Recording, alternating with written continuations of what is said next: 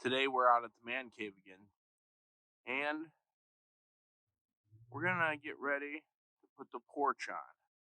First step involved in that is gonna be laying out and putting in the footers, similar to what I did when I built it, but I'm not gonna take off the backhoe this time and put on the post hole digger.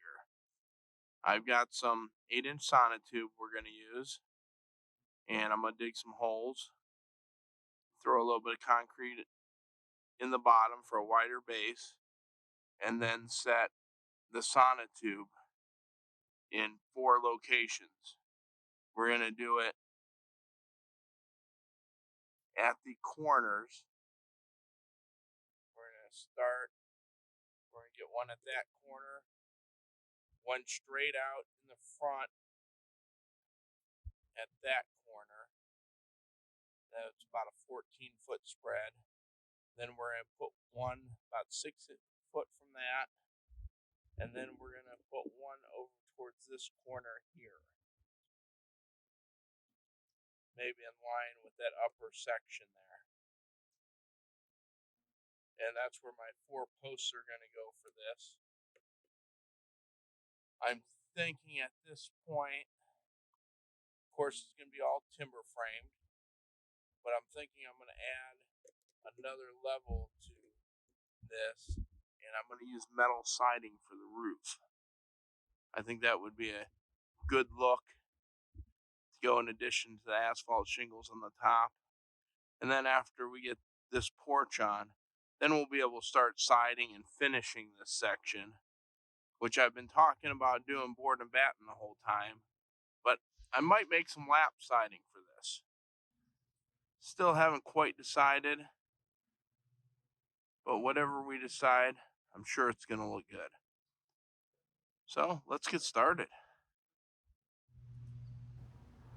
So the first step is going to be the layout of the porch and where I want the posts to go. So for this, we're just using a tape measure, some marking paint, and I'm putting marks 6 foot off the edge of the man cave.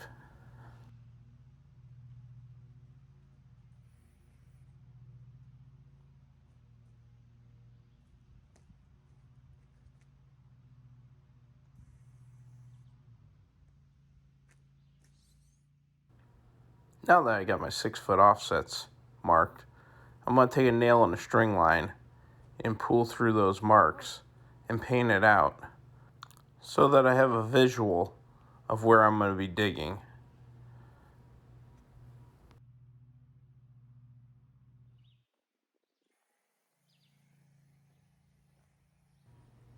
Now that I've got the offset, it's time to start lining up where I want my posts to go. I know I want my supports to meet in with the columns on the inside of the building. So for that, I'm using a string line and pulling along the edges and offsetting them just a little bit. Then I'm going to plumb down from this overhang so I know where to put this post. Now that I've got it marked out where I want the locations, I need to figure out the height. For this, I'm using the line laser, and I want the concrete at the edge of the building to be 1 inch below the door. So I'm putting a level line around the building as an offset to establish that height. From that height, I'll use that to establish the slope when I pour the columns.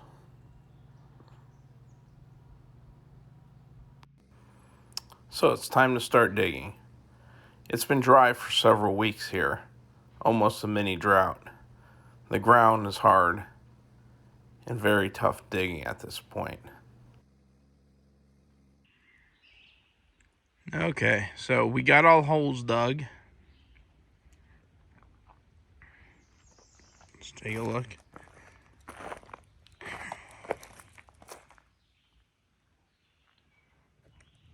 So I got them all 42 inches below where grade's gonna be, which is code for us around here for the winter for frost, to get it below frost.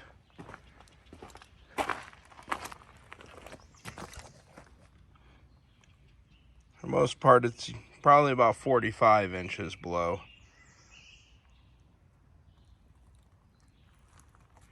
And I'm going to cut these sonotube. Those are 4-foot sonotube. So I'm going to cut them a little bit lower so the concrete will mushroom out at the bottom. So I've got 8-inch sonotube. And it's probably going to mushroom out to about 12, probably 16 inches down at the bottom when I pour this. So let me show you how I do it.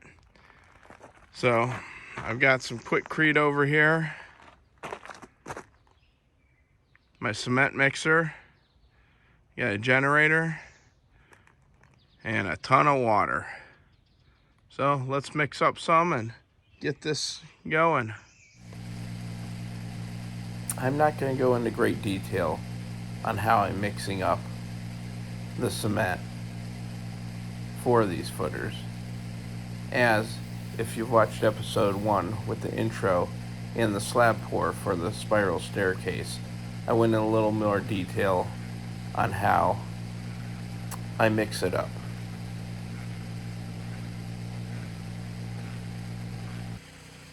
After mixing it, I put in a 5-gallon bucket so I could slowly fill the columns up.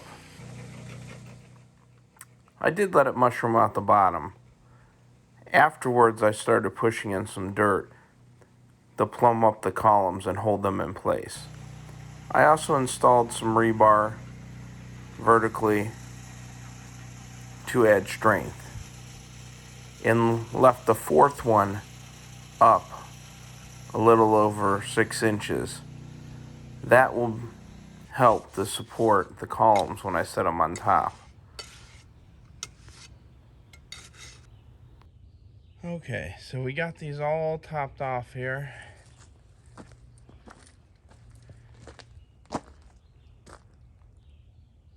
We got a dollop through the top,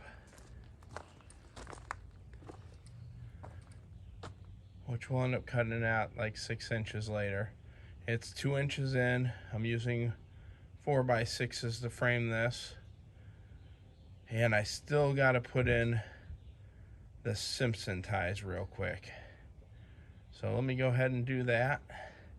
Then we'll let it sit for a little while. And then we'll hit it again and brush the top real quick. And that will be it until we pour the floor as far as the concrete goes. But we'll set these, we'll set the 4x6s on top and get it timber framed first.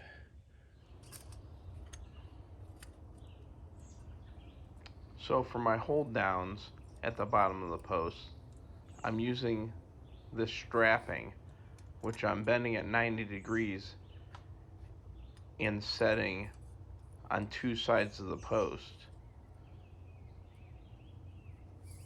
which will be nailed in to the bottoms.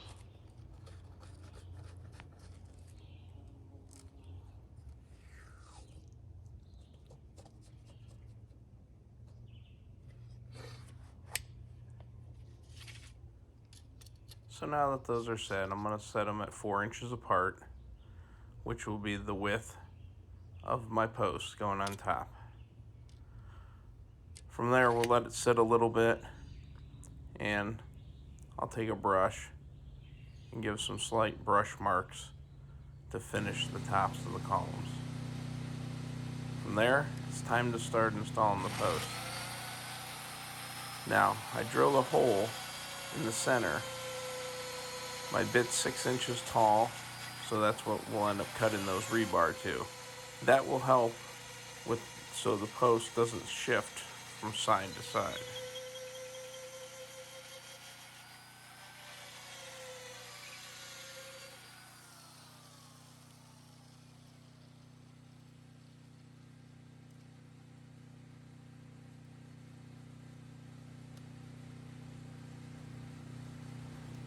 Well, with the hole drilled, there's one thing left to do with this post.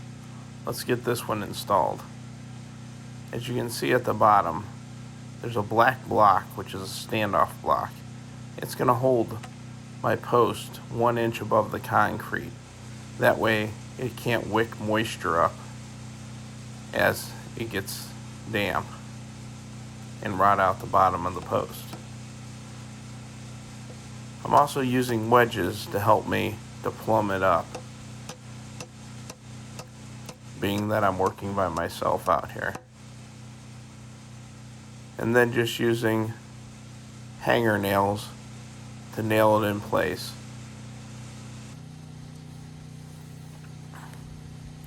At the tops of the posts, I'm putting notches. So I'm carefully measuring for my 12-inch beam that's going to go up top. For this joint, I'm going to use a half lap.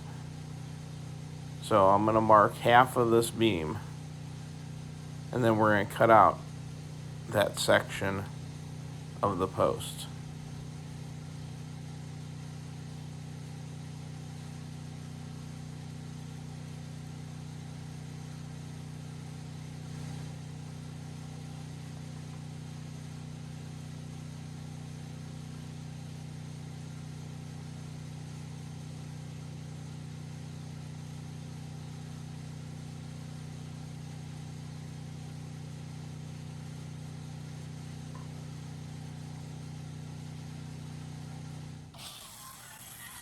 After carefully marking the post, I set my circular saw as deep as it will go, and then I cut along the lines on the edges.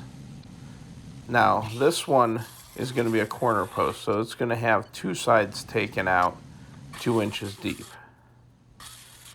After making my plunge cuts down the side, I'm going to set my saw at 2 inches and take out curves, as you've seen me do before in previous videos.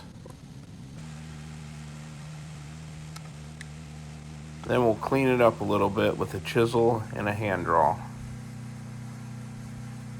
And the same process will continue for each of the posts.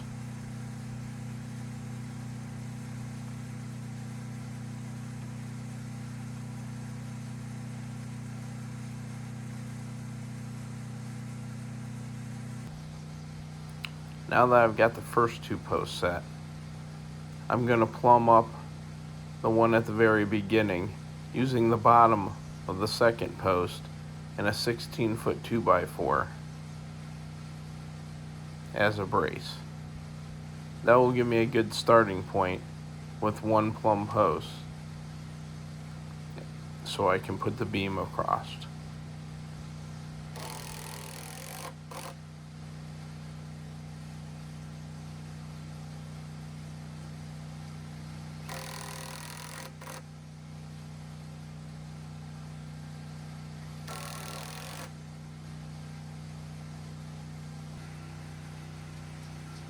To give me the measurement for the top beam, I'm going to go down to the bottom of the post and measure in between.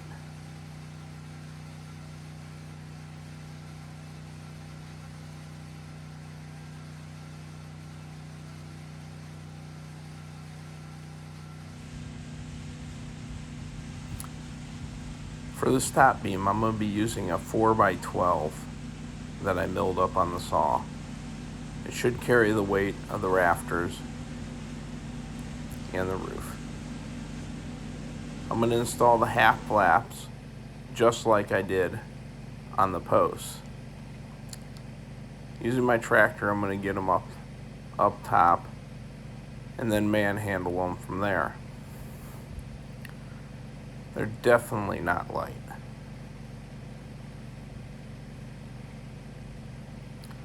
From there, I'll check the gaps, make sure everything's tight, and we'll use some timber truss framing screws to draw them in tight together.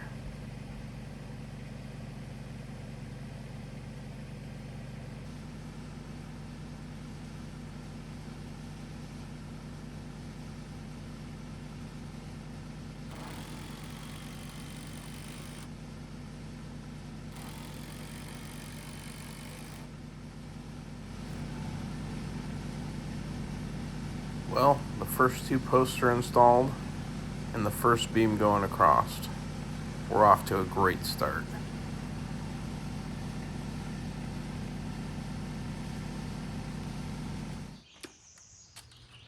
To add a little more structural support and strengthen the porch and tie it into the building, I'm going to use these short beams, which are going to go to the posts and then back and tie into the posts of the cabin. For these, I'm going to use a little bit different connection. I'm going to screw them in with the timber screws that we've used throughout this cabin build. And then later I'm going to use a joist hanger, which is commonly used in modern framing today. I'm also going to be using 6DD nails to add shear strength as I tie these 2 beams together. The 6DD nails are approximately 1/4 inch thick and 6 inches long.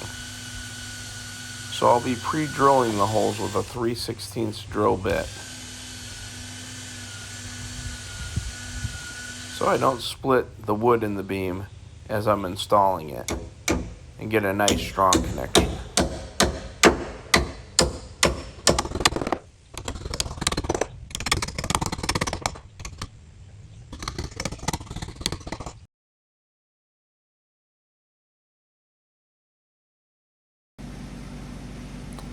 This beam was a little more difficult to install. I couldn't come straight on with the tractor, being that I have the side of the hill in the way. So I came at an angle and used a couple of straps to get it semi-leveled out. And then from there I was able to place them on my half laps.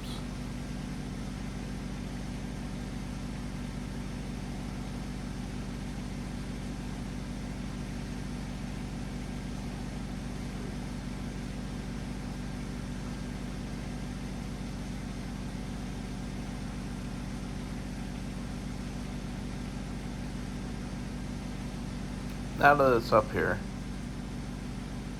this one's going to take a little bit more persuasion to get it in place.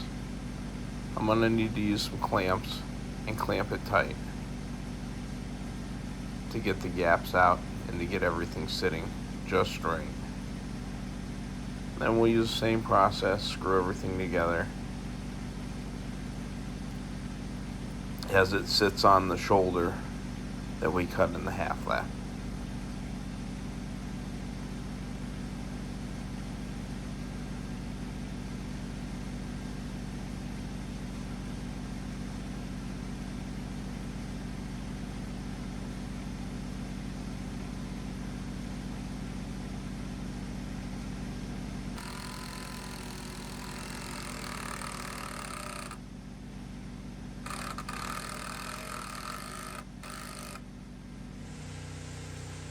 And here are the joist hangers that I talked about earlier.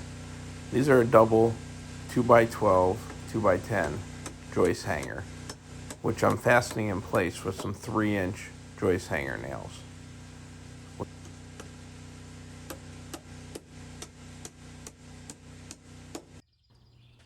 From there we'll add this diagonal bracing that will add another layer of support to the structure to make it even more stable.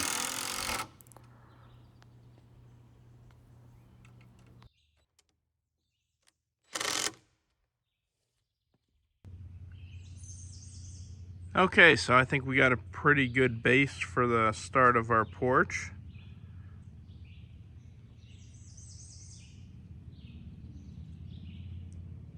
This is what it's turned out so far.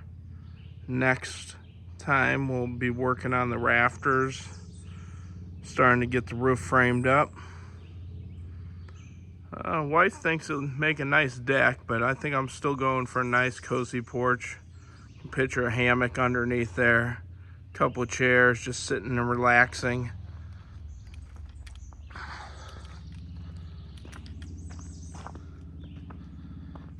Some nice bracing on there.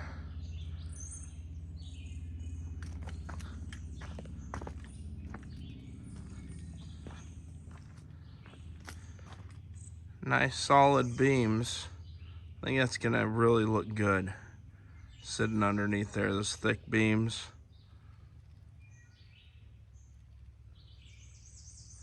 All right, well, thanks for watching. If you liked it, like it, subscribe, tell your friends, share it, and we'll be back again to continue on this porch. Put in the floor, put in the roof.